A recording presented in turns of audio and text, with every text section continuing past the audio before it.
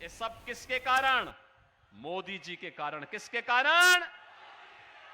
आज आप अयोध्या जाके देखिए, ऐसी चमका दी गई अयोध्या, ऐसी चमका दी गई, ऐसी चमका दी गई, आपको लगेगा कि अयोध्या प्रभु राम के समय की अयोध्या आ गई है।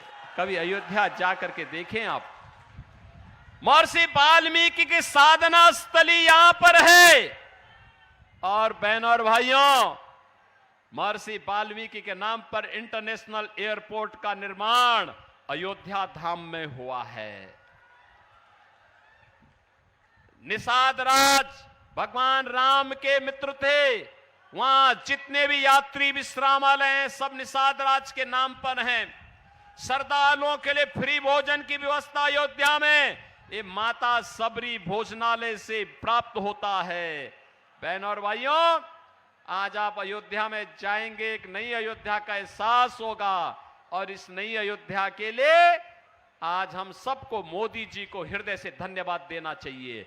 और इसीलिए मैं आज आपके पास आया हूं कि बहनों और भाइयों, भारतीय जनता पार्टी और एनडीए देश का सम्मान बढ़ा रही है, देश की सुरक्षा के लिए कार्य कर रही है, देश के अंदर समृद्धि के लिए, विकास के लिए, विरासत के लिए, गरीब कल्याण के लिए कार्य कर रही है। तो दूसरी ओर ये कांग्रेस और आरजेडी का गठबंधन, एक गठबंधन, एक इसका उद्देश्य क्या है? गठबंधन का उद्देश्य है कि सत्ता प्राप्त करना, मिलकर के लड़ना और जीत करके लूटना। लूटने की क्या स्वतंत्रता देंगे अब इनको?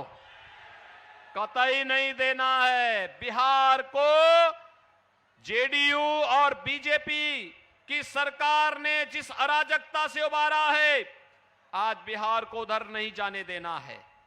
बहनों और भाइयों, मैं तो आपसे कहने के लिए आया हूं, मैनिफेस्टो में आप देखिए, मोदी जी ने कहा है हम आत्मनिर्भर और विकसित भारत बनाएंगे। लेकिन कांग्रेस और इनके सहयोगी क्या कहते हैं? बिहार में लालू जी कहते हैं कि सभी ओबीसी का आरक्षण मुसलमानों को दे देना चाहिए। क्या मिलना चाहिए क्या? और कांग्रेस का मैनिफेस्टो भी क्या कहता है? कांग्रेस का मैनिफेस्टो कहता है कि अनुसूचित जाति, जनजाति और पिछड़ी जाति के आरक्षण का लाभ इनसे काट करके मुसलमानों को देंगे। क्या आप इसको स्वीकार करेंगे क्या? और बहनों और भाइयों, दूसरी खतरनाक बात जो इन्होंने कही है, वो कही है, जब राहुल गांधी से पूछा गया कि भाई गरीबी के लिए क्या करेंगे, क्योंकि मोदी जी ने तो 10 वर्ष में 25 करोड़ लोगों को गरीबी रेखा से उभारा है, मुक्त किया है, खुशहाल जीवन की ओर उन्हें आगे बढ़ाया है। तो राहुल जी कहते हैं एक झटके में गरीबी हटा देंगे। कहा कैसे? उन्होंने कहा मैं हर एक परिवार की संपत्ति का सर्वे कराऊंगा और सर्वे करा करके उस पर वरासत टैक्स लगाऊंगा। बहनों और भाइयों, वरासत टैक्स का मतलब आप समझे? ये वरासत टैक्स का मतलब है आपके बाप दादों की, आपके पूर्वजों की जो संपत्ति होगी, उसमें से आधी संपत्ति ये लोग ले लेंगे और आधी संपत्ति लेने के बाद फिर उसको पाकिस्तान, अफगानिस्तान और बांग्लादेश से जो घुसपैठिए भारत के अंदर आए होंगे उनको बंदर बांट करेंगे। आप मुझे बताइए, आपके पास 2 कमरे का घर है, आपके पिताजी ने, आपके दादा ने बना करके दिया है, और वो 2 कमरे के घर में एक में आप रहें, एक कमरे में आप रहें, एक कमरे में जबरदस्ती किसी मुसलमान को, घुसपैठिए को दे देंगे। क्या आपको स्वीकार है क्या? क्या आप स्वीकार करेंगे क्या? अरे क्या हो गया इस कांग्रेस को? इसके अंदर लगता औरंगजेब की आत्मा घुस गई है। औरंगजेब, बहनों और भाइयों, मुगलों का सबसे क्रूर बादशाह हुआ था, और कोई शरीफ मुसलमान भी अपने पुत्र का नाम औरंगजेब नहीं रखता, क्योंकि औरंगजेब ने अपने भाई की हत्या की, फिर औरंगजेब ने अपने बाप को कैद कर दिया था। और अगर औरंगजेब की कारस्तानी को देखना हो तो पटना की खुदा बख्त लाइब्रेरी में जाकर के पढ़िए। उसमें शाहजहां की जीवनी के बारे में आपको जानकारी मिल जाएगी। शाहजहां कहता है ऐसा कमबख्त पुत्र किसी को पैदा न हो, क्योंकि यह जीते जी तो पानी के लिए शाहजहां को तरसाया था और मरने के बाद भी उसने कहा कि यह तो क्या, इससे अच्छा तो ये हिंदू है। तो जीते जी अपने बड़े बुजुर्गों का सम्मान करता है, उनका आदर सत्कार करता है और मरने के बाद श्राद्ध और तर्पण करके उनको पितरों को जल देने का काम करता है। बहनों और भाइयों, ये औरंगजेब ने जजिया कर लगाया था हिंदुओं पे। ये मंदिर जो तोड़े गए थे काशी विश्वनाथ का, मथुरा में श्री कृष्ण जन्मभूमि का, ये इसी दुष्ट औरंगजेब ने तोड़े थे। और बहनों और भाइयों, ये औरंगजेब जजिया कर लगाया था, कहता था या तो कर दो नहीं तो मुसलमान बनो।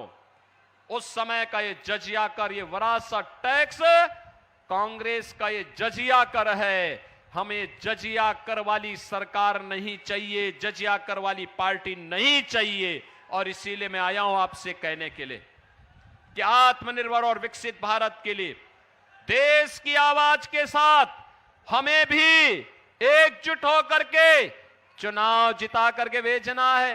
डॉक्टर संजय जायसवाल उच्च शिक्षित चिकित्सक हैं, इनके पिताजी भी डॉक्टर मदन प्रसाद जायसवाल जी भी, मैं भी उनके साथ सांसद था।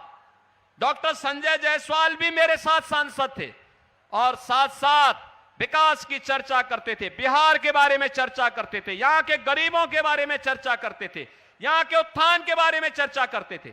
और इसीलिए मैं आज आपके पास आया हूं संजय जायसवाल के लिए, विशेष रूप से आया हूं। उत्तर प्रदेश में भी 14 सीटों पर चुनाव होने हैं, लेकिन मैंने कहा जाऊंगा संजय जायसवाल के लिए जरूर। और बहनों और भाइयों, इसीलिए आपके पास आया हूं। डॉक्टर संजय जायसवाल को चुनाव जिता के भेजेंगे? अरे दोनों हाथ उठा के, जहां तक मेरी आवाज जा रही है, जहां तक आवाज जा रही है, दोनों हाथ उठा करके मुझे बताओ।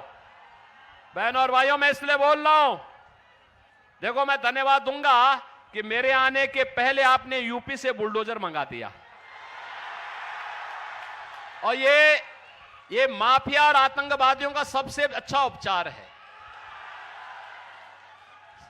मोदी जी तीसरी बार प्रधानमंत्री बनेंगे।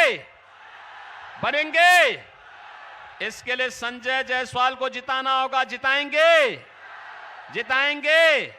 कल एक दिन का समय है, एक दिन देश के लिए देंगे। इसके लिए आपको एक काम करना होगा। जितने लोग यहां पर आए हैं, आपसे मेरी अपील होगी, कल एक दिन 15 घरों में जाकर के जितने सदस्य होंगे, वयस्क मतदाता होंगे, उनसे कमल चुनाव चिन्ह पर वोट देने की अपील करके और परसों उन्हें मतदान केंद्र पे लेके जाना है। लेके जाएंगे। मैं आश्वस्त होकर के जाऊं, मोदी जी को आश्वस्त करूं कि यहां से डॉक्टर संजय जायसवाल भारी बहुमत से चुनाव जीत के जाएंगे। सहमत हैं? तो फिर मेरे साथ बोलेंगे भारत माता की, भारत माता की, भारत माता की जय श्री राम, जय जय श्री राम। रात को आप सुन रहे हैं पश्चिम चंपारण से, जहां लगातार भारतीय जनता पार्टी के प्रत्याशी के लिए प्रचार प्रसार करते हुए सीएम योगी आदित्यनाथ नजर आए हैं। तो लगातार भारतीय जनता पार्टी के लिए जन समर्थन जुटाने का प्रयास कर रहे हैं और इसी कड़ी में देखिए बिहार पहुंचे हुए सीएम योगी आदित्यनाथ